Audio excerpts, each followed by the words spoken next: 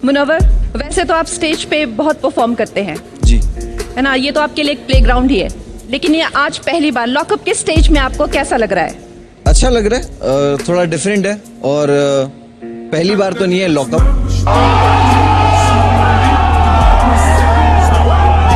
आया हूँ अपनी बात रखने के लिए, लोगों को एंटरटेन करने के लिए, कि लोग देखते कि इसको कोई देखे ना तो मैं 24/7 दिखूंगा शायद, और आपके होने की वजह से शायद बॉयकॉट भी नहीं होगा। बट उन्होंने मुझे जैसे ही कॉन्सेप्ट बताया कि ये लॉकअप कॉन्सेप्ट है तो मैं काफी एक्साइटेड हुआ कि पुलिस वैन से तो मैं जा चुका हूँ एक बार लॉकअप, वैनिटी वैन से कभी नहीं गया।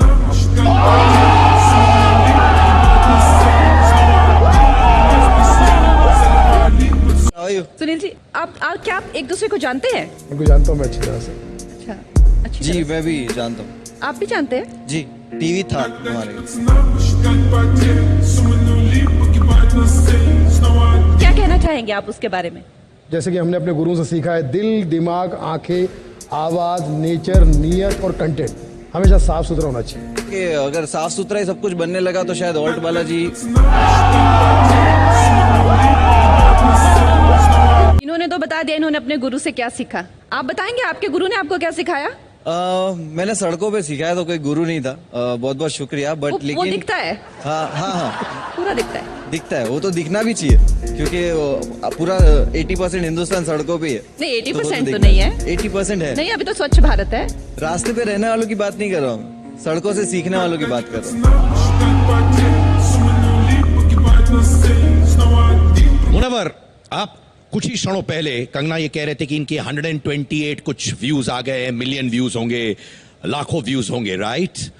मुझे लगता है कि शायद आपको जो व्यूज आए हैं इसलिए नहीं आए क्योंकि आप कॉमेडियन हो और लोगों को हंसाते हो, शायद इसलिए आए हैं क्योंकि आप सेंसेशनलिज्म यानी गालियों का उपयोग करते हैं। आप कभी वो मूवी देखने नहीं जाते जो ए सर्टिफिकेट होती है जिसमें गाली होती है रिव्यू के लिए? जाते हो या नहीं जाते? जी जी जाता हूं। तो आप क्यों जा रहे हो?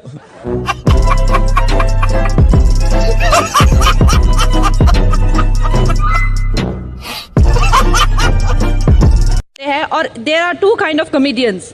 एक तो एक कॉमेडियन होते हैं, एक एडल्ट कॉमेडियन होते हैं, सही बात है ना? तो आपको एडल्ट कॉमेडियन कहा जाए तो चलेगा? या मॉडर्न स्टैंड अप, क्योंकि हम जो टिकट एडल्ट से ज्यादा वल्गर कहा जाए। हाँ सर, वो आप डिसाइड नहीं कर सकते, तो वो डिसाइड करने के लिए जनता है। नहीं तो आप जिसके लिए कर रहे हैं जी सर, तो समाज में मैं भी आता हूँ ना। हाँ मैं सर, तो डिसाइड कर सकता हूँ। हाँ सर, आप मेरे लिए, आप अपने लिए डिसाइड करिए। आपको नहीं पसंद, आपको वल्गर लगता है।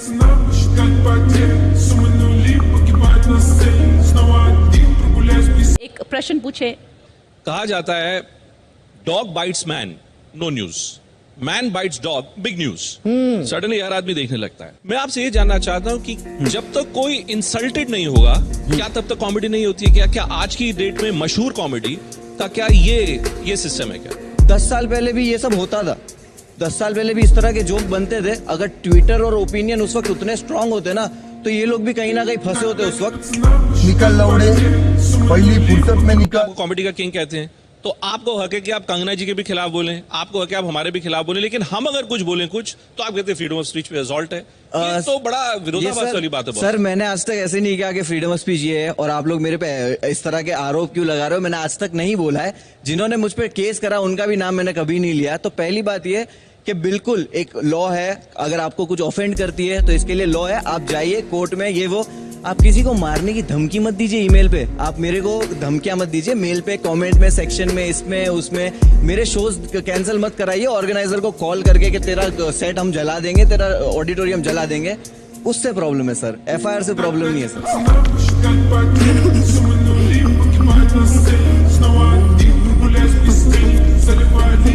मैं आपके कॉन्वर्सेशन में इतनी बारी कि इतने सारे लाइक्स है, इतने सारे ये हैं, आपका मकसद क्या है? कॉमेडी से चेंज करना है कुछ या सिर्फ लाइक्स? नहीं, मुझे कॉमेडी से कुछ चेंज नहीं करना है। कलाकार क्रांति नहीं ला पाया आज तक, हिस्ट्री उठा के देख लो। मुझे सिर्फ लोगों को हंसाना। अरे जी क्या कहा आपने? कलाकार क्रांति नहीं ला पाया।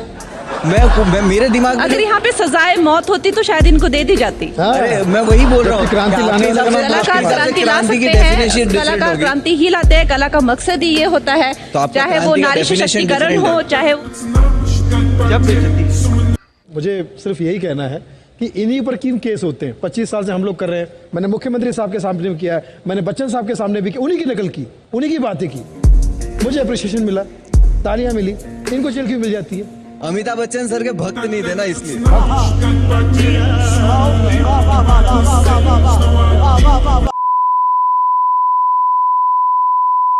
मुकम्मल मैं डरने वाला नहीं हूँ, जो जंग हक है मैं लड़ने वाला वही हूँ।